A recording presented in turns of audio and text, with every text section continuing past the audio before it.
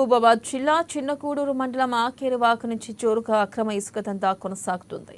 వందల కొద్ది ట్రాక్టర్లతో రాత్రి పగలు తేడా లేకుండా అక్రమంగా ఇసుక రవాణా చేస్తున్న పట్టించుకునే నాదుడే కరువయ్యాడు. మైనర్ డ్రైవర్తో ట్రాక్టర్లను నడిపిస్తూ ఇసుక రవాణా చేస్తున్న పోలీసులు చూసి చూడనట్లుగా వదిలేస్తున్నారు.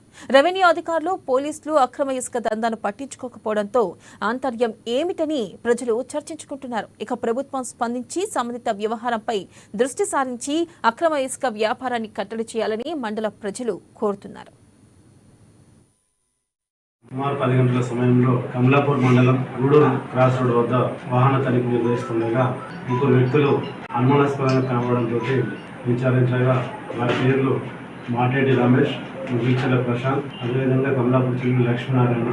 వాళ్ళని గుర్తించి వాళ్ళని విచారించగా ఇదే సంవత్సరం జూలై నెలలో 23వ తేదీ రాత్రి మాటేటి రమేష్ మరియు ముగిల్చెల ప్రశాంత్ వీళ్ళిద్దరు కూడా కమలాపూర్ బస్టాండ్ దగ్గర ఉన్నటువంటి ఒక మహిళ ఇంట్లోకి చొరబడి మాటేటి రమేష్ మహిళ మెడలో ఉన్నటువంటి పుస్తక తాడుని సుమారు 30 గ్రాముల పుస్తక తాడుని తెంపుకొని దొంగతనం చేయడం జరిగింది. ఇటు దొంగతనానికి ముగిల్చెల ప్రశాంత్ సపోర్ట్ చేసిండు.